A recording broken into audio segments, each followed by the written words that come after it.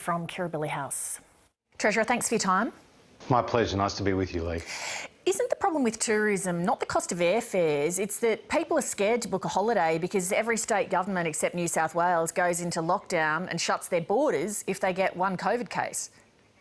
Well, obviously we want to see those domestic borders remain open. That's the message I heard from tourist operators in Cairns earlier in this week, and that's what we heard today from the airline operators from both Qantas and Virgin. But I think the community's attitudes are changing, Leigh, as the virus is suppressed, as the vaccine is rolled out. And in the last month alone, we have seen a 30% jump for both Jetstar and Qantas bookings. That's more than 500,000 new passenger bookings, which will obviously create jobs right across Australia.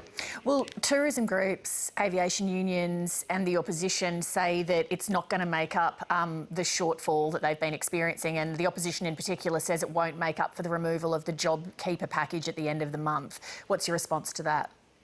Well, it was never intended to be a replica of the JobKeeper payment. That was an emergency payment. It was initially planned for 6 months. We continued it for a full year at $90 billion. It's the single largest economic program that any Australian government has ever undertaken. Indeed, it was supporting 3.6 million Australians at its peak, 1 million Australian businesses, and now 2.7 million Australian workers have actually graduated off JobKeeper. But the advice to me from Treasury has been that as the economy strengthens and people get back to work, that JobKeeper needs to come to an end, because it has a number of perverse characteristics and features in that program that prevent workers more efficiently moving to other roles across the economy, and it can prop up what are unsustainable long-term businesses. So what we've designed here is a very targeted temporary program, cheap loans, cheap airfares, 800,000 half-price airfares going to 15 destinations, and the more planes that are on the ground, there are more planes that are on the air, the more tourists that are on the ground, and that means more jobs.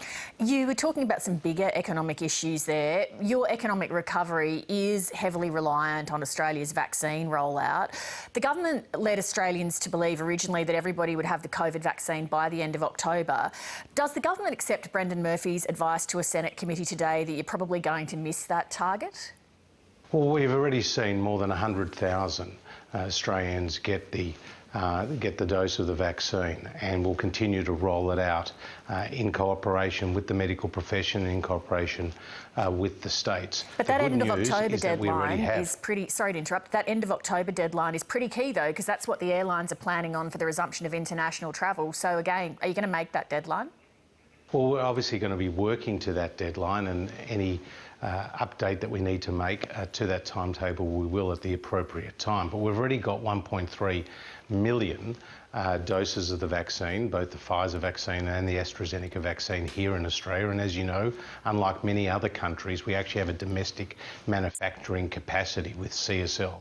Earlier this week, the former Foreign Minister Julie Bishop was on 7:30 and she said the attitude in politics that the party must always be protected discourages women from reporting sexual harassment and discrimination, and it also sends a message to powerful men that they can get away with a lot because people stay silent about their misbehaviour.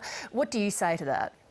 Well, no one should stay silent, and certainly no one should feel that they have to stay silent if there's been serious allegations that need to be made. And that is why the Prime Minister has commissioned a broad-ranging review into the culture and the conduct across the Parliament. We've tasked Kate Jenkins, the Sex Discrimination Commissioner, to work on that review, and that's reaching across the political aisles. But I'm asking your opinion as a senior politician in Canberra, whether or not the nature of the party system creates a toxic environment. Well, my experience is different to that. But of course, if people do feel that they can't speak out about their experiences, then that's unacceptable. And that, of course, needs to change. And so therefore, putting in place these processes and these reviews will hopefully lead to improvements. Regarding the Attorney-General, Christian Porter, what steps have you personally taken to get across the full detail of the allegations that have been made against him? Well, I have spoken to him just to check on his welfare, because obviously you could see in the public glare of the media and of course the nation at his press conference, the anguish that he went through. But that's not exactly what I asked. No, but I haven't read the documentation. And why is that? Just out of curiosity. Yeah, I'm just curious as to why, you know, it's a close colleague. It's clearly having major ramifications on the government. Why haven't you read that material? Because, Leigh, I'm not judge and jury. The reality is this is a serious allegation that we take seriously, and therefore that information was passed to the appropriate authority. But you're just not curious as a human to know what was in it? Well, if you ask me about the seriousness of those allegations and do we take them seriously, the answer is yes.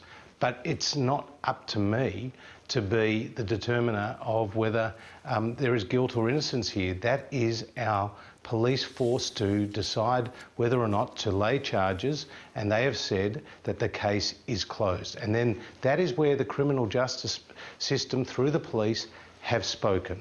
And we've heard even recently from the former head of the Law Council of Australia saying it's not appropriate to have an independent inquiry when you have a criminal allegation that's been made and the criminal justice system has determined not to lay a charge. You mentioned that you'd been in touch with Mr Porter to check on his well-being. How about your other colleague, Linda Reynolds? I have. And how are they both? Yes, I've been speaking to her regularly. I've been speaking to both Linda and Christian regularly. They've obviously, in different circumstances, as you know, Linda's got a heart condition that she's getting treatment for. That's why she's taking medical leave, and with Christian, it's obviously some time to get his mental health situation in order, because obviously events of recent weeks and days have really taken their toll. Have you also spoken to former staffer Brittany Higgins? No, I haven't, and I don't know her. And obviously I hope that she's getting all the support that she needs. As the Deputy Liberal leader, let me ask you, how can Linda Reynolds remain a member of Cabinet when she didn't inform the Prime Minister of an alleged rape that occurred in her office?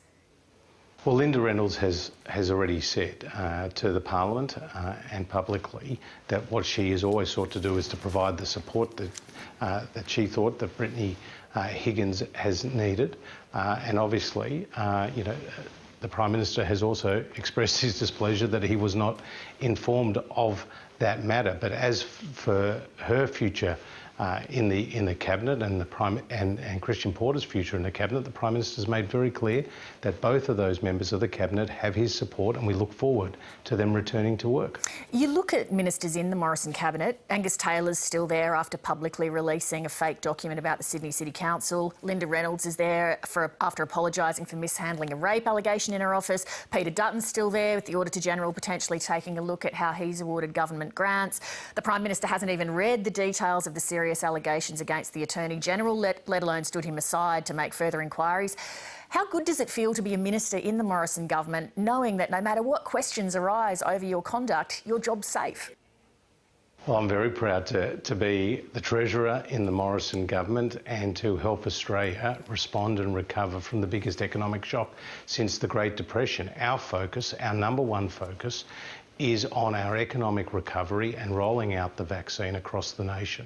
And we're very proud of what 25 million Australians have achieved. Now, in terms of those different cases that you raise, of course they've been debated publicly, but the Prime Minister, and rightly, has seen fit to back his colleagues, and they remain very important members of the team.